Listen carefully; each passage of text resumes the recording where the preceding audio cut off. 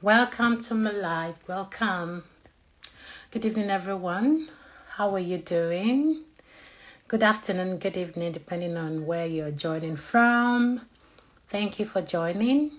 I'm Adeola Adeyemi. I'm the founder of Talk Mental Health. I'm a psychiatrist. I'm a mental fitness coach. And I help people become better persons by teaching them how to be mentally strong, mentally tough, and build mental resilience that I believe is required for all kind of achievements you want in life. So thank you for joining.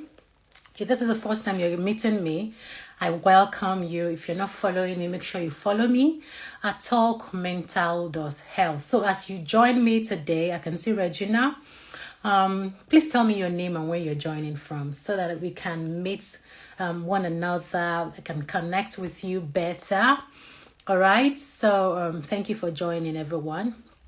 So today, I just thought to talk about overcoming anxiety. I know that a lot of people experience anxiety symptoms, and I think it's better to share my views as a psychiatrist on anxiety rather than allowing you guys always go online to Google stuffs.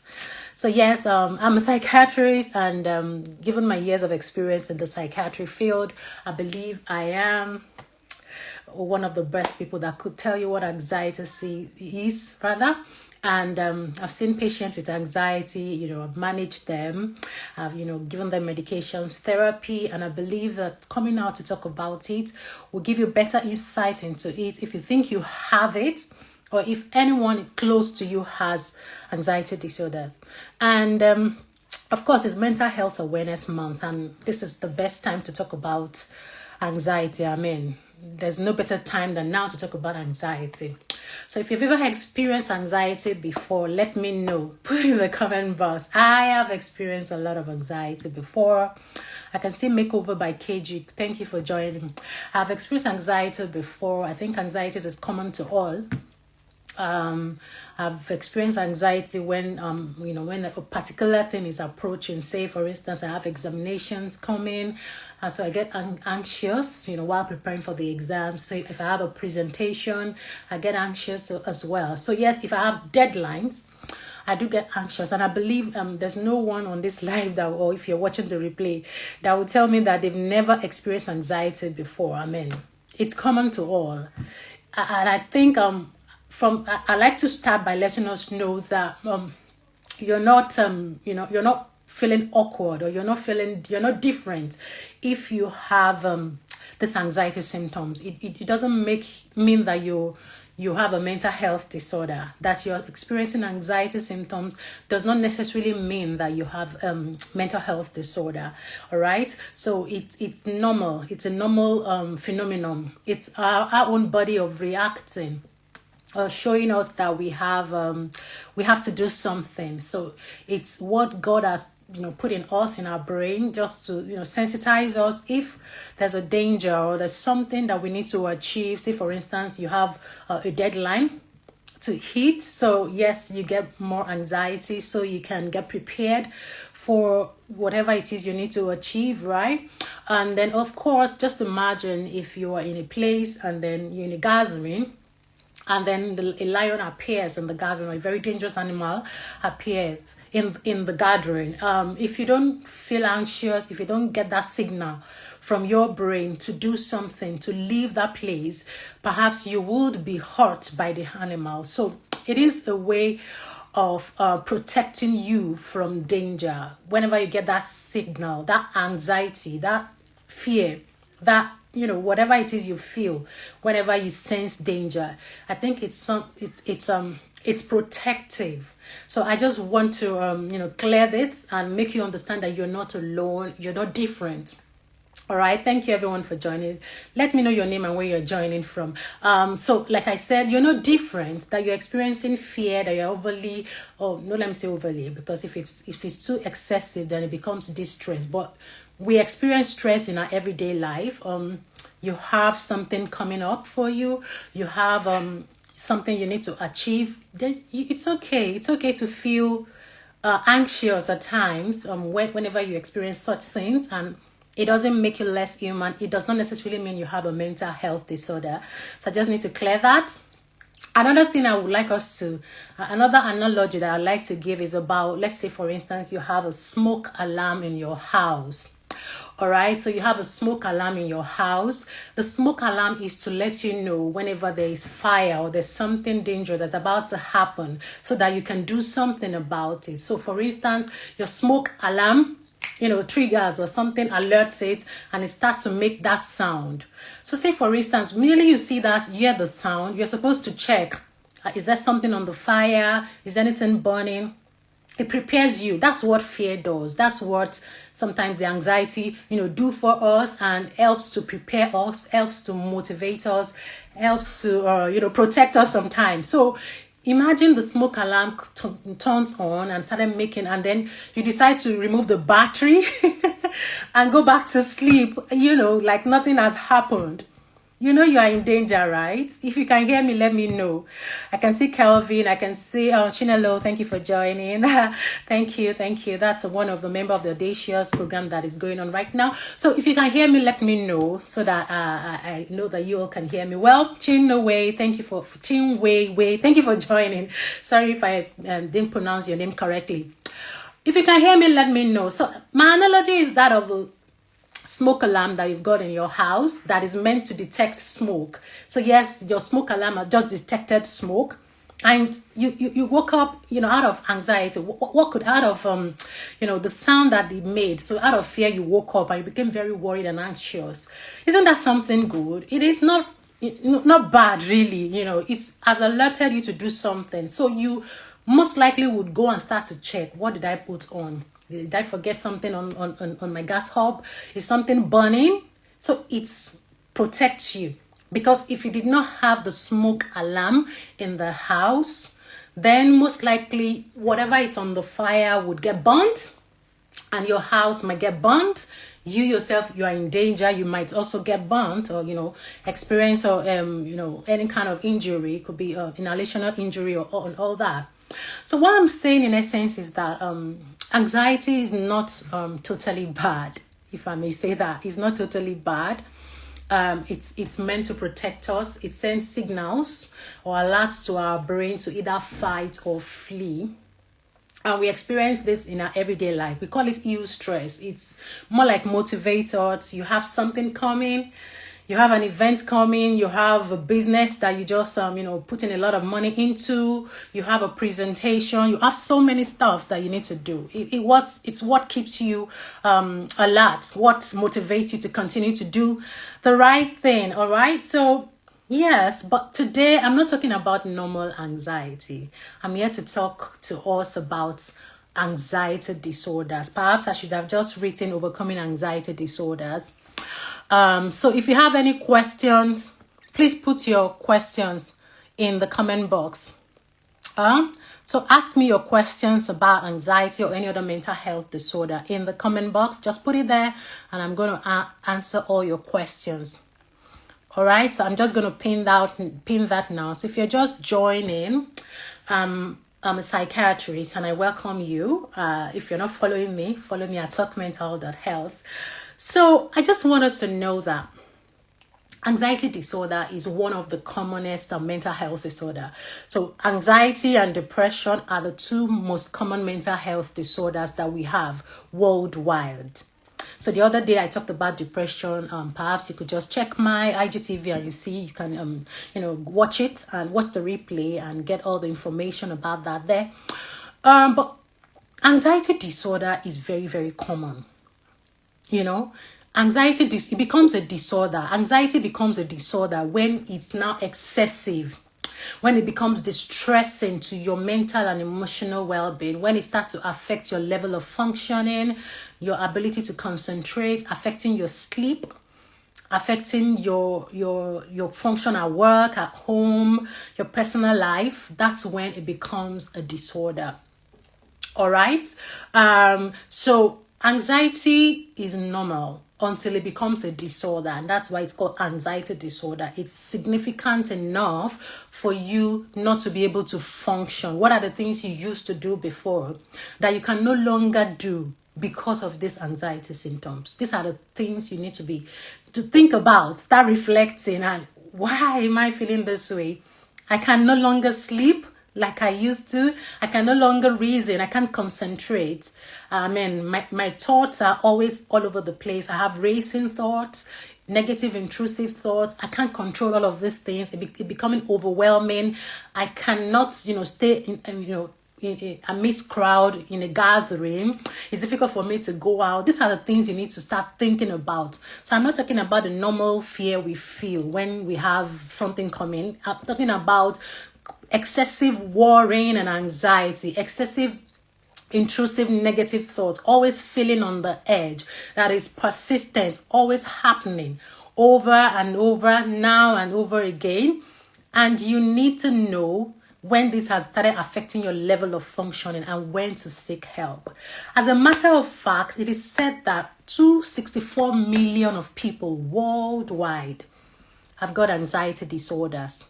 So that's, we have over 8 billion people all over the world. Thank you, Pastor Shale. Thank you. Bless you, sir.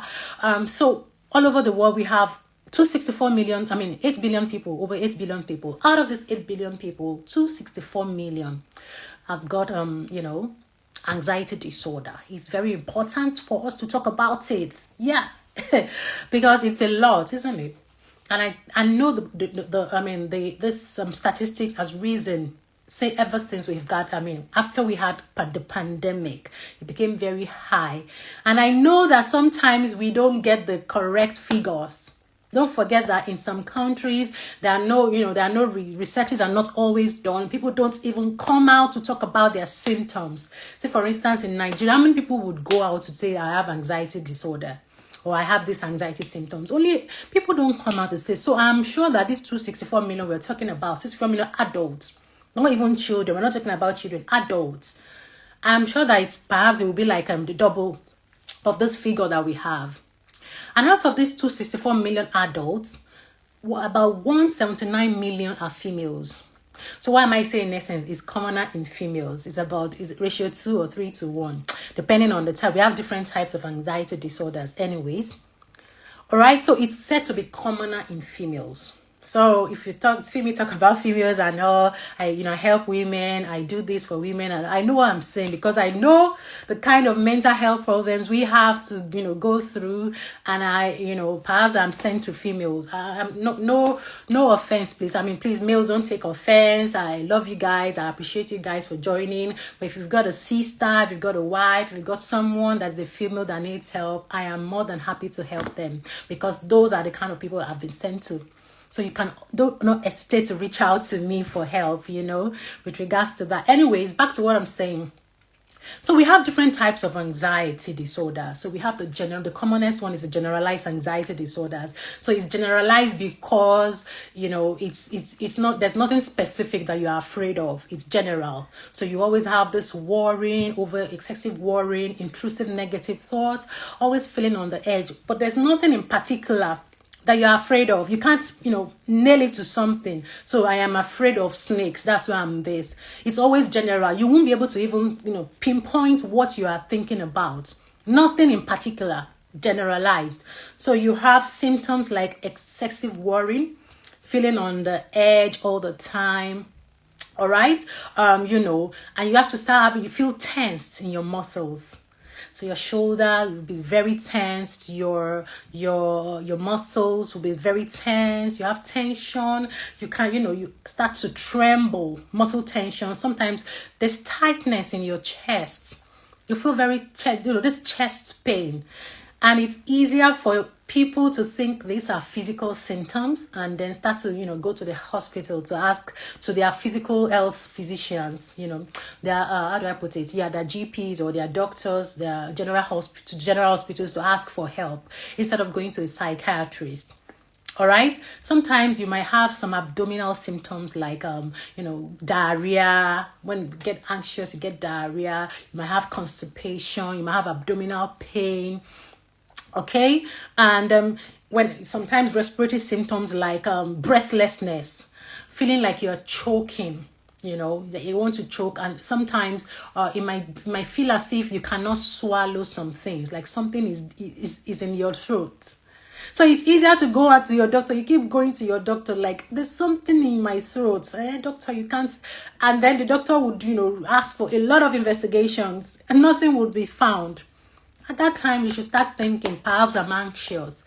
Another common symptom is palpitations. Don't let me forget that one should have even been like number 1 or 2 that I should mention.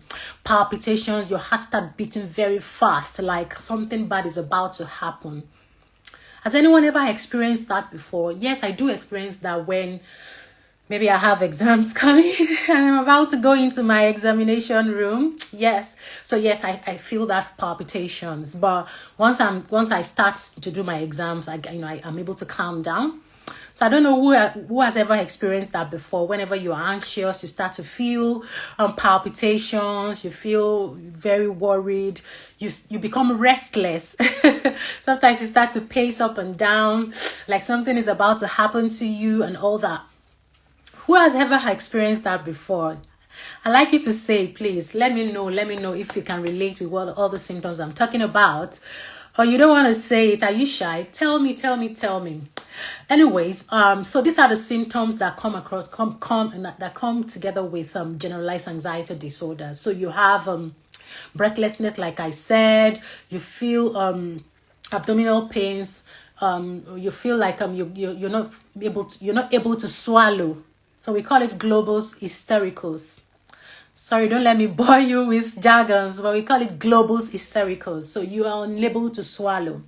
Another thing that people, in fact, a lot of my clients tell me that I feel like I'm dying. When you hear the word, I feel like I'm dying, like I'm losing control, like I am going to die. It's real. Whenever that symptom comes that way, that I feel like I'm dying, I feel like I'm going to run mad, I'm going crazy, then it is no longer normal. It has become a disorder. And that's that point, you need to see a psychiatrist. You need to get the help you need.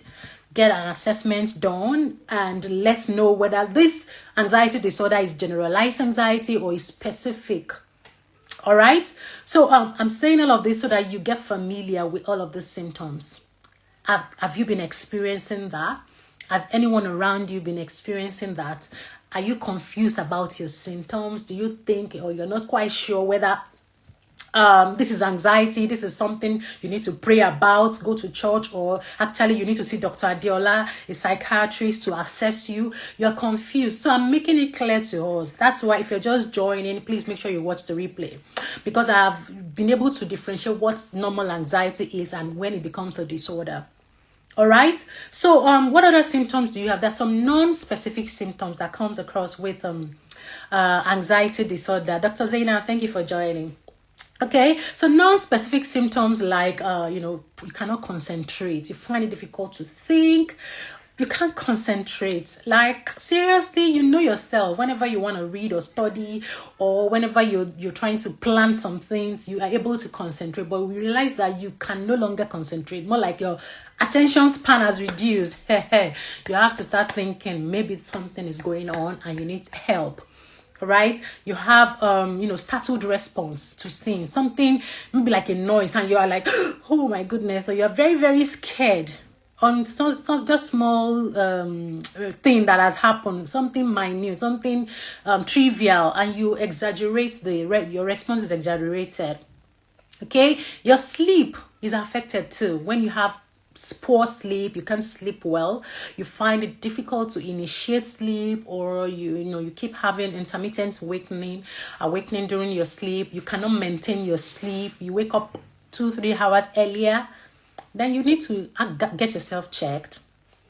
Okay, sometimes it might also affect your diet. Okay, you might not be able to eat well. Sometimes some people might experience irritability. So when you're not sleeping well, when you're not well rested, then you can become irritable, right? You can become irritable. You're not well rested, so you become irritable. You notice that you're not, how do I put it? You're not being able to connect well with your family, with your friends. You don't like to socialize with people. You get so tired and exhausted because you've not been sleeping well. So I took my time to explain all of this so that you understand. Nobody will tell me I have not explained, because I'm talking about overcoming anxiety disorders anyways, but I needed to, start give you this kind of foundation so that you can understand how intense anxiety symptoms could be, and what to do, what are the things, the telltale signs, so you can recognize them early and know what to do. I also want to talk about the comorbidities. So when you have anxiety symptoms, what are the other things you could experience? So when you have anxiety symptoms, you have generalized anxiety disorder, all the symptoms I just mentioned. You can also have like depressive symptoms like low mood, loss of interests. You can have that as well. You can, in a bit to cope with all of these anxiety symptoms, start to abuse drugs. It's not your intention to abuse drugs, right? But because you're not sleeping well, you wanted to use medications to sleep, and you realize that, oh, this medication has been helpful, right? So you want to continue to use, but most of these sleeping pills are addictive.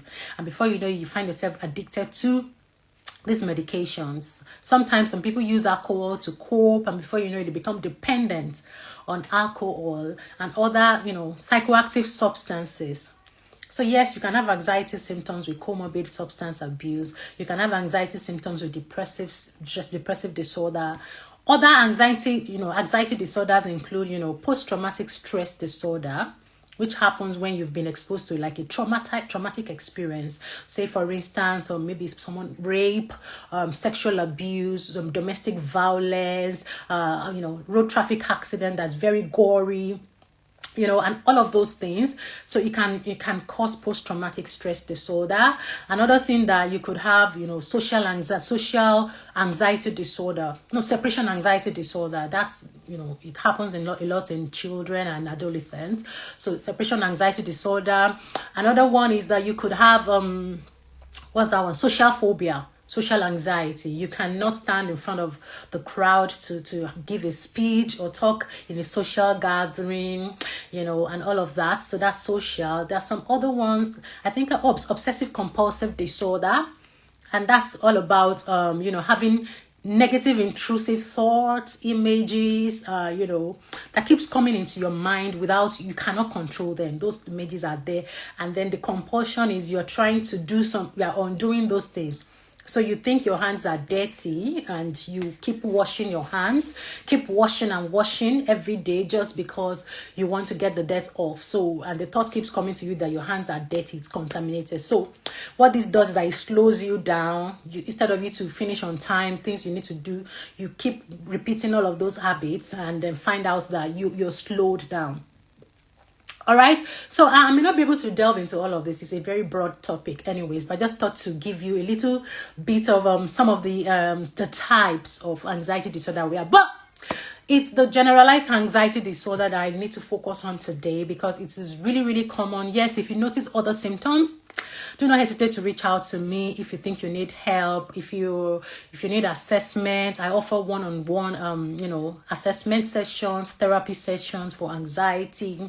That's one of my area of expertise. You can reach out to me via my DM. I could do an assessment for you to let you know the level of anxiety you've got, and also to see the kind of management that will best suit you. All right. So now I want to talk about how we can overcome anxiety. The first thing I need you to know is that you need to first of all know what's wrong with you, right? So yes, you've been having a lot of anxiety symptoms, and you don't know where the problem is. What the problem is, rather, or the level, the significance, the severity. Sorry, that's the word. The severity of your symptoms. So you actually need to be seen, to be assessed. So guys, whenever you need help and you come to see a psychiatrist, it doesn't make you less of a human. I mean, it means that you are ready to face whatever it is, challenges you're going through, and you don't want to just ignore them, hoping that it will go away by itself. No. So it means that you're strong. It shows how strong you are, your strength, and you are able to face it. So having an assessment done by a psychiatrist does not even mean that you have a mental health disorders anyway. It does not mean you have a mental health disorder, rather. It only means that that's the way you go to your cardiologist or your physical health doctor for an assessment, just to know your level, whatever it is you're going through in your physical health. It's the same way you come to a psychiatrist. And yes, if after the assessment is done and you have an anxiety disorder, it is not the end of the world. You just have to get yourself the right management for yourself, which could come in form of use of medications. That's the pharmacotherapy, or you can go for psychotherapy. All right, you can decide to choose either of the two, or we can combine both. All right, so are you following me? Do you understand what I'm saying? Yes, I can see your question, Pastor Sean. I'm going to answer all questions. If you have more questions, please put in the comment box. I'm going to answer your questions today. So the first thing you want to do, how to overcome anxiety, is to know where the problem is, the source of the problem. Get an assessment done. Not online assessments, because you get confused. A lot of things are on Google, but it won't help you. Go get a psychiatrist to assess you. Get an assessment done by a qualified, certified psychiatrist like myself. All right? Get an assessment done, get a diagnosis right, know what the problem is, and then the management plan will be explained to you. We'll discuss the management plan. If you want medications, fine. Some people would say, no, I just want psychotherapy. And cognitive behavioral therapy has been proven to be very effective in the management of anxiety disorder. And that's one of my area, cognitive behavioral therapy with mindfulness therapy, mindfulness training. All of these things are very, very helpful in managing anxiety disorders. So yes, if you need help with any of this, come to my DM. I am more than happy to answer you. If you know me, I always answer my DM as quick as possible. Come to my DM, ask, book a session with me, and then let's get this assessment done for you, so you can start to live your life peacefully. You can start to enjoy your life to the fullest. You can start to, make all the money you want, have a peaceful life, enjoy your family as well. All right. So, but then I also want to share with you some remedies, natural remedies. It's said to be very, very helpful. Yes, if you have a severe form of anxiety, moderate to severe form of anxiety, you may need therapy. You can't be your own therapy with that. You actually need Dr. Adiola to help you. You need me, you need therapists, you need psychiatrists to really help you.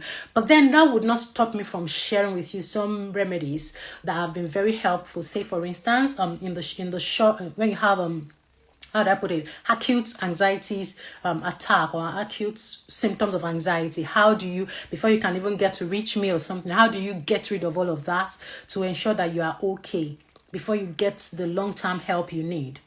So, yes, I'm going to share some natural remedies, like, making sure that you do breathing exercises. Very, very powerful. It seems as if it's simple, but it works. It works perfectly. What it does is it does this part of the nerve called the vagus nerve that it triggers. It triggers the vagus nerve that helps to keep you calm. That's what the vagus nerve does. So when you do deep breathe, we normally breathe, right? Everybody breathes. Yeah, as long as you're living, yes, you're breathing. But I'm talking about deep breathing.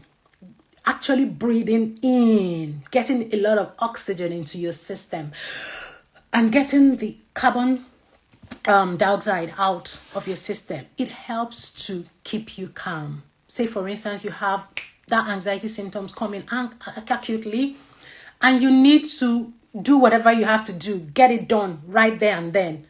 You cannot get to see your therapist. What can you do? Breathing exercise. So I'm going to teach you the 4-7-8 breathing exercise method. What I do is that, how to do it rather, is that you take in breath for 4 seconds.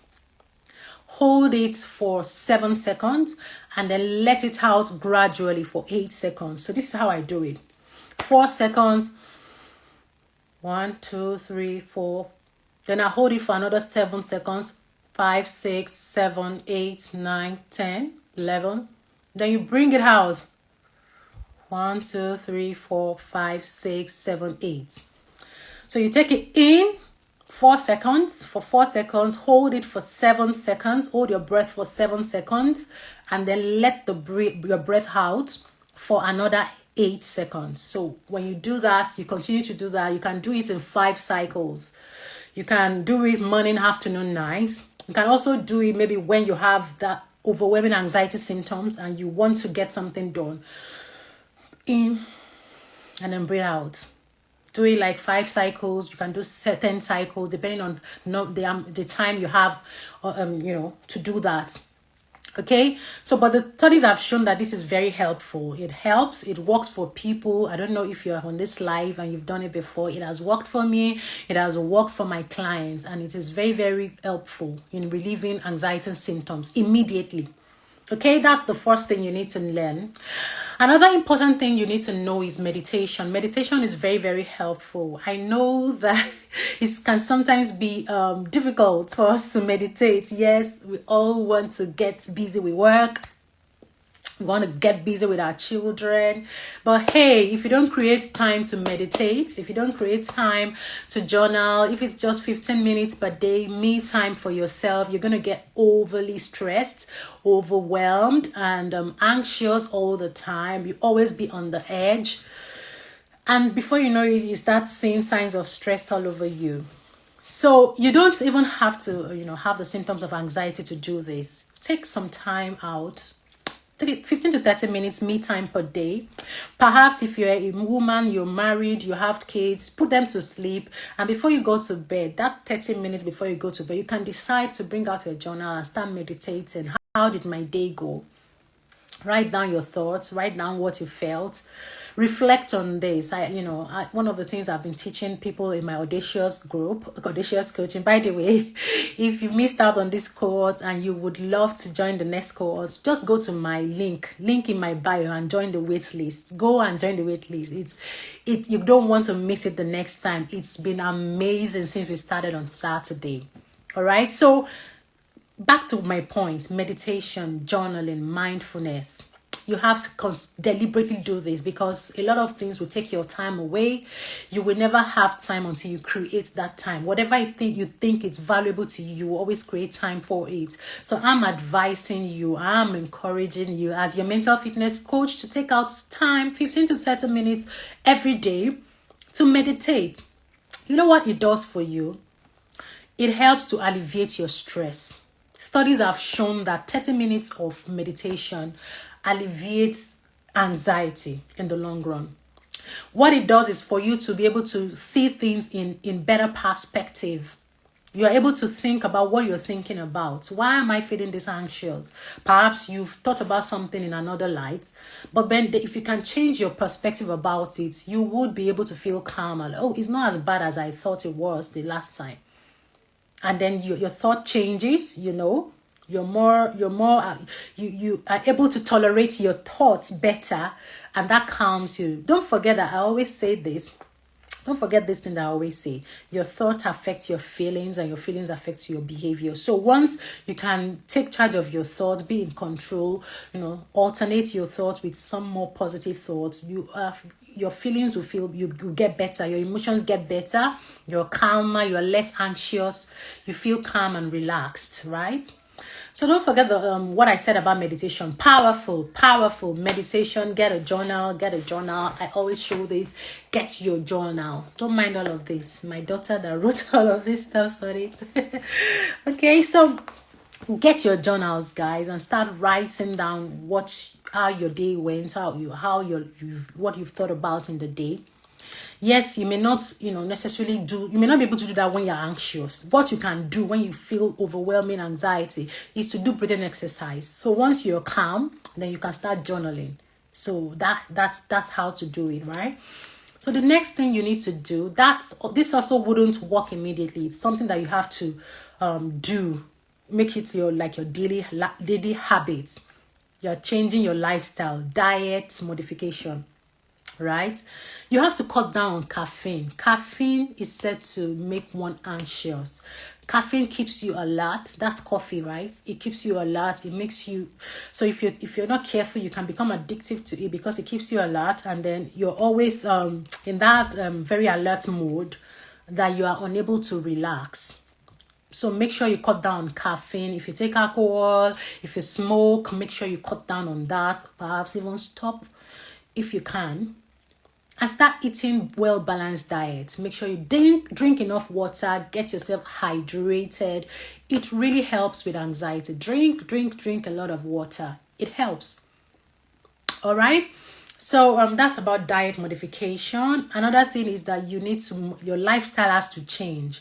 Exercise is very, very helpful in regulating your breathing pattern. Remember I said that one of the symptoms of anxiety is becoming breathless. So if you don't have enough oxygen in your system through breathing, then you become breathless, like you want to choke, like you want to die. But then when you start to exercise, it becomes a regular practice for you. Not because you're anxious now, you don't want to go and exercise. No, it becomes something that you do regularly, right? So when you do that, it calms you down. It has it regulates your breathing, and it helps to keep you calm. So make sure you exercise, take a walk in nature, distract yourself with some activities that help. While you are walking, take note of the green, the scenery, the ambience, the beautiful things around you, the nature. All of these things are helping you to become mindful of what you have at the moment, what you can see. Look at the things you can see. Look at think of the things you could feel, things you could hear.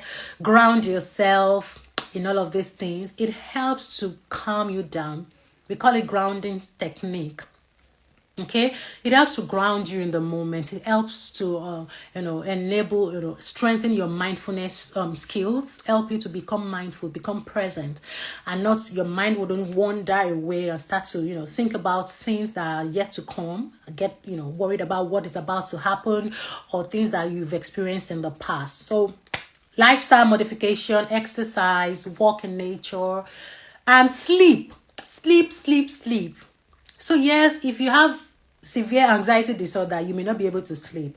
This might not be for you because you want to sleep but you cannot sleep. That one, you need to see a psychiatrist. Come and see me. All right, yeah. But if it is something that you are trying to prevent, you want to ensure that you're protecting your mental well-being, you want to protect yourself from getting anxiety symptoms, make sure you sleep 7 to 8 hours. I've had to set this sleep app on my iPhone. I had to do that because I don't want any notifications on my phone whenever I'm sleeping. It distracts me, wakes me up, and then it's difficult for me to go back to sleep. Because I know that sleeping is very important. Sleep, rather, is very important for my mental and emotional well-being. If you can take a nap during the day, fine, fantastic, take a nap. But if you are like me, that I don't find it easy to take a nap during the day, anyways. Except if I'm extremely tired and sleep deprived, then I take a nap during the day. So I make sure that I sleep my 7 to 8 hours. If I can't do 7 to 8 hours, I could do 6 hours or 7 hours. Sometimes I'm able to do 8 hours, but at least I do 6 to 7 hours every night. So sleep is very important. Another thing I would say, if you have questions, make sure you ask your questions, okay? And I want to know if you are following me. If you are following me, let me know. Because you guys have been silent. Let me know if you're following me. Say yes. If you're following me, let me know. I think aromatherapy is also very good. I really don't know. I couldn't find studies that found it effective, but it helps to just take a shower. I know taking a shower, cold shower, is very effective in calming your nerves whenever you feel anxious or overwhelmed. So perhaps use of some essential oils, in your bath, your shower might be helpful. So if you have access to that, you can also use that. I mean, it's not a waste after all. You're gonna smell good anyway. So you can do that. You can do aromatherapy, being warm or cold depending on where you are. So if you're in Nigeria and it's very hot, cold water bath can be very helpful. So if you're in another part of the world where the weather is really cold, you might just want to do warm shower. It helps. All right, so I think that will be all for today. If you have any questions, yes, let me answer Pastor Shion's question. He asked if can overeating be one of the symptoms of anxiety? Yeah, it could be. It could be because we react to stress differently. For some people, the way they react to stress is by eating and eating and eating, right? They start to eat. Some people with poor connection, but can you hear me? It keeps going back and forth. I just need to know if you can hear me. If you can hear me, say yes, yes, yes, yes, yes. So sorry about that. It's saying poor connectivity. So to answer Pastor Shell's question, yeah, so thank you, Pastor Shell. To answer your question, we react differently to stress. Some people, whenever they are stressed, they don't want to eat. Others, when they are stressed, they want to hide under their. That's when they start to eat junks, just to hide their feelings. They don't want to express the feelings. They want to embed themselves in eating. You know, that's their own way of expressing how stressed they are, their feelings. So if that person that is experiencing anxiety symptoms usually expresses his or her feelings by eating, then the person might start to overeat. So overeating in itself cannot be is not equivalent to having anxiety disorder. You have to have all the symptoms I mentioned earlier. You have to have certain number of these symptoms for a particular period of time before you can make a diagnosis of anxiety disorders. So I mentioned about up to like 16 symptoms or thereabouts. We put them in categories under our diagnostic criteria, and then we have to choose. After you've done an assessment, we would now categorize all of the symptoms and ask how long you've had these symptoms for before we can make a diagnosis of anxiety disorder. But overeating can also happen. I mean, it's just one of the minor symptoms, I think, but it's not a major symptom. You have to be excessively fearful, getting worried excessively, always on the edge, having muscle tension, not being able to breathe, fear of dying, fear of losing control. All of those symptoms I mentioned earlier, those are the classical symptoms of anxiety disorders. And when those symptoms are there, that person needs to be seen by a psychiatrist to be assessed and management plan be discussed. All right, thank you. Any other questions? Any other comments? Let me answer your questions. By the way, if you're just joining, welcome. I could see Dreamer Boy just joined. I've said a lot about, I think I've been talking for 45 minutes now. I've said a lot about anxiety. I'm going to put this on my IGTV for you to watch again. Make sure you watch the replay. And please, once I put on my IGTV, please, if you join this live and you stay till the end, I appreciate you. God bless you. Thank you for joining. But please make sure you put on in my comments, when I put it on IGTV, try and let me know what you learned from this. Please, I need feedback from you. What have you learned? What have you learned from this live? All right. So any other questions, any other comments? If you need my help, do not hesitate to reach out to me. That's why I do what I do. I'm passionate about what I do, and I'm always ready to help. So if you need me, I do more virtual consultations. But if you also need recommendations, perhaps you need me to recommend you to someone that would give you like a face-to-face consultation wherever you are, I can always recommend you. So please, do not hesitate to reach out to me. That's why I'm here. I'm here to help. And my mission is to ensure that you are mentally stable. You are mentally whole. I want you to be intentional about your mental health. Oh, you called me last week. Oh, Dr. Pastor Shion. Oh, so sorry. So sorry about that. Okay, no worries. We can always talk via DM. Yes. Thank you for joining. So please reach out to me via my DM. I'll answer you. I can recommend you. If you need to book sessions with me, make sure you book your sessions with me. I'm always more than happy to ensure that you're okay. All right. And then if you want to join Audacious, that's a 4-week self-awareness coaching program. If you want help with understanding yourself, understanding your values, if you need help in, becoming more self-aware, getting your purpose right, making sure that everything you do is right so that you're mentally stable, because if you don't, get your purpose right, if you don't get that confidence you need to achieve all your dreams, you might get confused. You might always live by default. So if you want that for your life, yes, we started one on Saturday.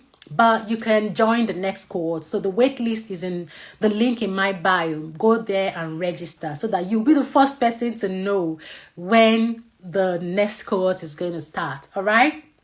Okay, will be in your DM. I recommend I stay in Lagos. Oh, that's fantastic. I mean, I'm more than happy. I'm more than happy to help. So thank you everyone for joining. If you're not following me, you're wrong. If you're not following me, you are wrong. Make sure you click the link. I mean, I think you're there, talkmental.health, so that you follow me. Turn on your post notifications so you get to know when I'm coming on live, or whenever I have any offer for you, or any kind of content that would help enhance your mental and emotional well-being. So that'll be all for now. Thank you everyone for joining. Okay, don't forget to be intentional about your mental health. Bye. Have a nice evening, guys.